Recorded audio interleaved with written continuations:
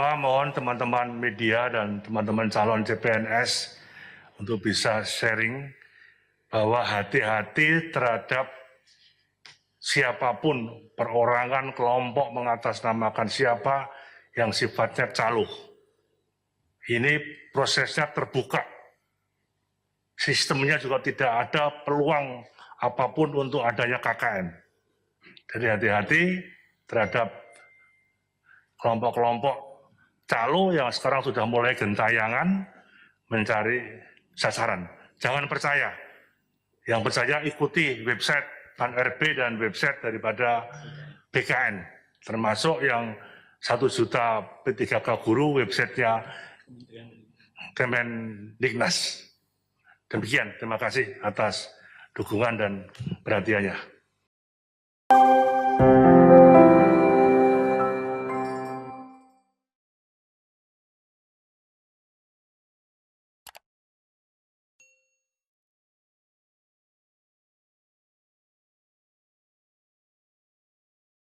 Memang target kami tidak bisa lebih ya.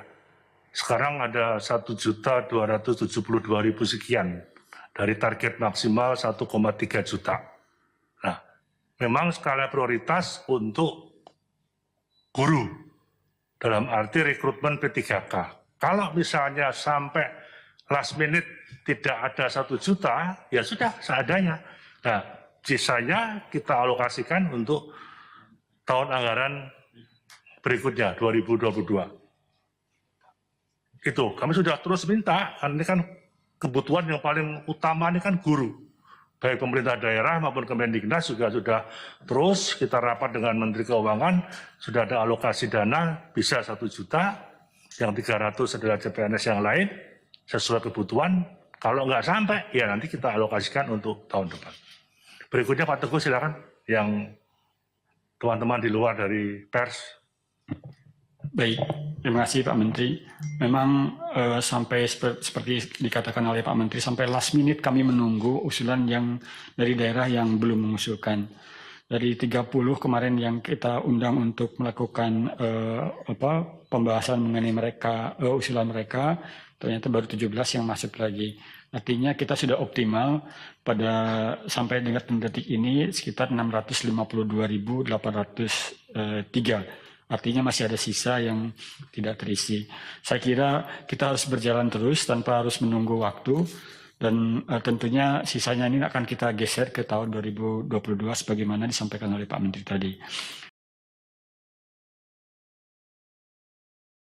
Kemudian bagaimana kesiapan sistemnya? Saya kira begini Ibu Pak Tony, kami terus bekerja sama dengan Kementerian dengan BSSN dan BPPT dalam kaitan dengan audit dari sistem ya. Jadi sebelum sistem kita terapkan, kita uji coba dulu, kita audit dulu di mana kelemahan-kelemahannya, keamanannya.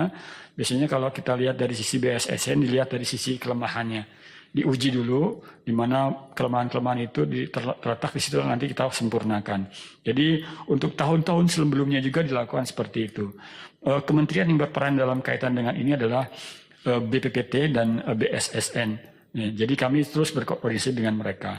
Baik untuk sistem yang digunakan di Kementerian Pendidikan dan Kebudayaan maupun sistem yang digunakan di Kementerian di BKN. Itu kira-kira. Kemudian bagaimana lulusan mereka yang tidak terdaftar di data pokok pendidikan? Untuk sementara waktu ini kami memang menggunakan data pokok pendidikan ya, sebagai data yang kita gunakan untuk melihat kebutuhan guru-guru honorer yang memang nantinya dibutuhkan untuk menjadi P3K. Jadi pada dasarnya kami sementara waktu untuk melakukan menggunakan ini sebagai data yang kita gunakan untuk dasar untuk mengetahui jumlah kekurangan guru, dan yang terdaftar di Dapodik itu sekitar 1 juta lebih. Ini yang kita gunakan untuk itu. Apabila saya lulus P3K guru, setelah itu ada tes CPNS, saya bisa mengikuti tes CPNS tentu saja sepanjang ibu bisa ibu memenuhi kualifikasi sebagai PNS, ya.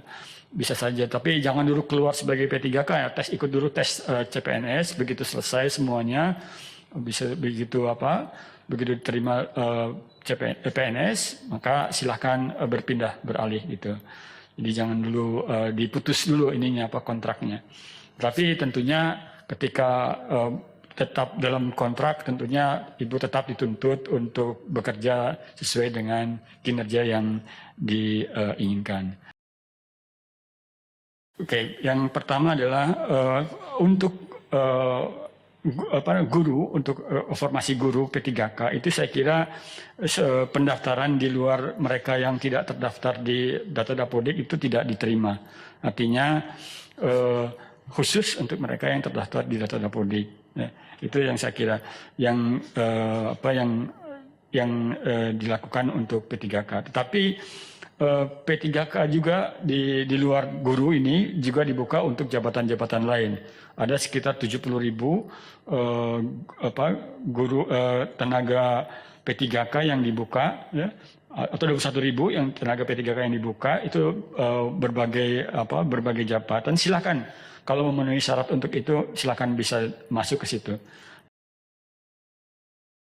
Kalau untuk sekolah kedinasan tentunya ini adalah lulusan SMA gitu, lulusan SMA. Jadi saat ini memang di tingkat di CPNS, untuk CPNS itu kita batasi untuk lulusan SMA. Jadi saya kira kalaupun ada itu saya kira tidak terlalu banyak gitu ya. Sehingga kalau mendaftar di sekolah kedinasan saya kira lebih baik fokus ke sana dulu. Saya kira demikian, Pak. Terima kasih.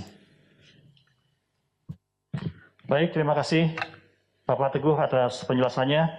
Baiklah, Bapak Ibu, rekan-rekan pemirsa, rekan-rekan ASN, dan rekan-rekan media dimanapun berada, demikianlah penjelasan dari Kementerian Pan-RB mengenai pengadaan CASN tahun 2021. Demikian kami ucapkan terima kasih. Dan selanjutnya kita bisa sudahi. Maaf, ada tambahan dari Bapak Menteri, kami persilakan Bapak. Yang pertama, mohon teman-teman media dan teman-teman calon CPNS untuk bisa sharing bahwa hati-hati terhadap siapapun, perorangan, kelompok mengatasnamakan siapa yang sifatnya calo. Ini prosesnya terbuka.